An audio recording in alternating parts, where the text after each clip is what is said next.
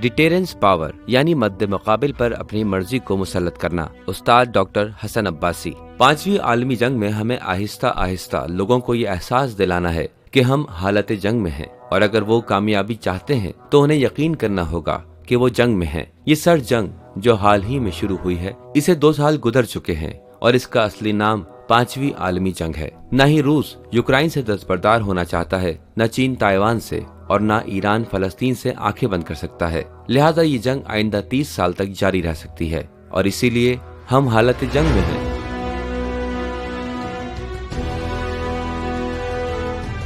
जो खुद एतमादी ईरान की बेउनवान मुतासिर कुन मुल्क से चीन और रूस में मुंतकिल हुई है, उसकी बुनियादी वजह ये बताई जाती है कि ईरान ने साबित किया है कि अमेरिका के सामने खड़ा हुआ जा सकता है, अमेरिका का मुकाबला किया जा सकता है।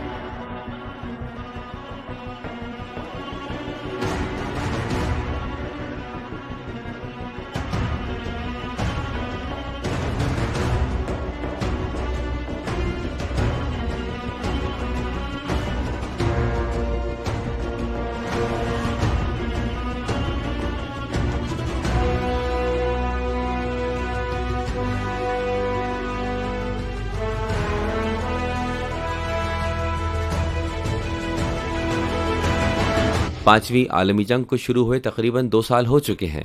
उसके अपने 30 सालों में से तकरीबन 26-27 साल बाकी हैं। इसे नई सर्द जंग के नाम से जाना जाता है। इस नई सर्द जंग में 3 मुल्क मरकज हैं। इस्लामी नजरिए के साथ ईरान, सोशल कन्फ्यूशियस नजरिए के साथ चीन, लिबरल ऑर्थोडॉक्स नजरिए के साथ रूस। दर हकीकत ये तीनों मुल्क 3 नेटो के मुकाबले में हैं। मगरबी नेटो रूस के मुकाबले में, मशरकी व एशियाई नेटो चीन के सामने, अरबी नेटो ईरान के मुकाबले में।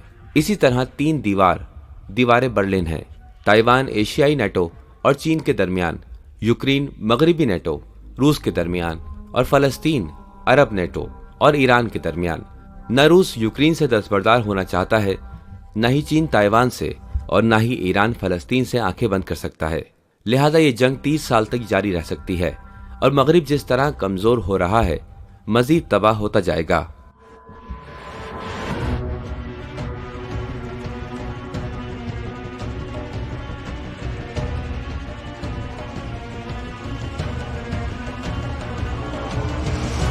अमेरिका के सामने चीन की गुस्ताखी की असल वजह अमेरिका के खिलाफ जंग में ईरान की फतह समझी जा रही है। खित्ते में अमेरिका की शिकस्त और रूनुमा होने वाले वाकयात ने चीन को एतमाद दिलाया कि अब वो अमेरिका के सामने खड़ा हो सकता है। इसी तरह रूस ने महसूस किया कि वो अब अमेरिका और यूरोप के मुकाबले में आ सकता है। इनमें जो खुद एतमादी पैदा हुई, उसकी बुनियादी वजह यह बताई जाती है कि ईरान ने साबित किया है कि अमेरिका के सामने डट कर खड़ा हुआ जा सकता है। ईरान को अक़वाम मुत्तहिदा में वीटो का हक हासिल नहीं है और न उसके पास एटमी असलहा है। इसके अलावा इक़्तिसादी पाबंदियां भी ईरान पर लगी हुई हैं।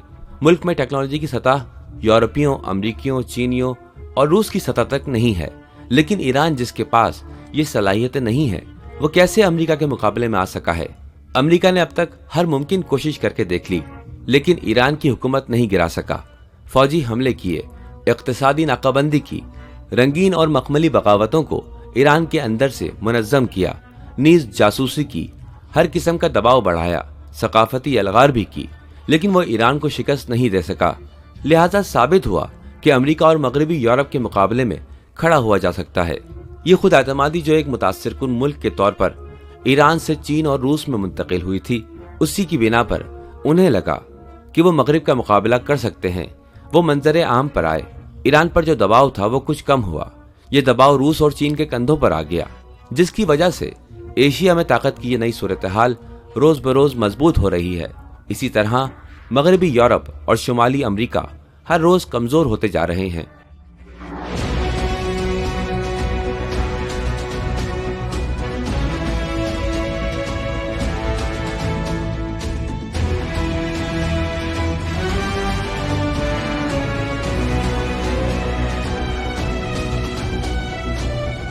ईरान के लोगों में दिफाए मुक़द्दस के बाद जंग की तरफ तवज्जो नहीं रही थी, लेकिन हम 1990 में सोवियत यूनियन के टूटने से लेकर आज तक हमेशा जंग में रहे हैं।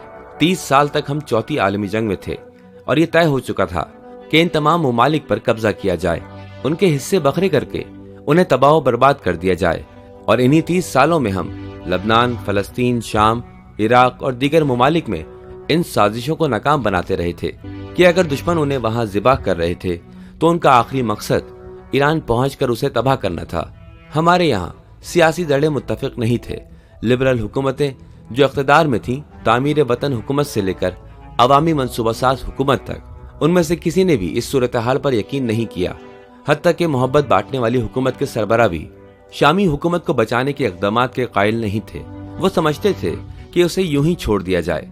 लेकिन मजमूई तौर पर हम गुज़िश्ता 30 सालों में जानते हैं कि जंग का हमारे माशरे पर सबसे कम असर पड़ा है और हम एक आलमी जंग बेनाम चौथी जंग अजीम में कामयाब रहे हैं कि दुश्मन अपने मकासद में से कोई मकसद भी हासिल नहीं कर सका।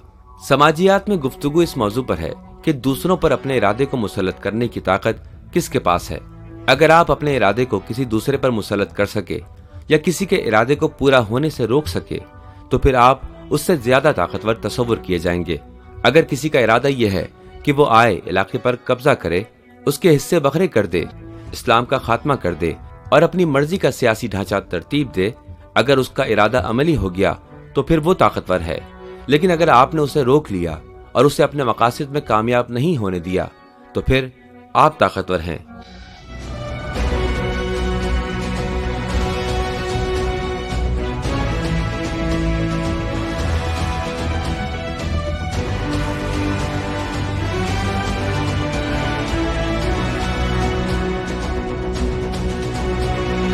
आज जमहूरिया इस्लामी ईरान बैनुल अक़वामी ताल्लुकात की दौड़ में एक आलमी खिलाड़ी है।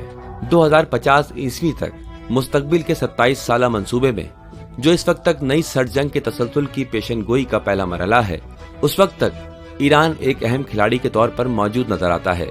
और उसकी मौजूदगी ऐसी है कि 190 ममालिक, जिनमें ईरान, रूस, अमरीका, चीन वगैरह शामिल हैं, उन्हें अपनी ताकत का तनासुब ईरान, रूस, चीन, अमरीका के साथ मुतवाजिन करना होगा, वरना पांव तले रोंदे जाएंगे।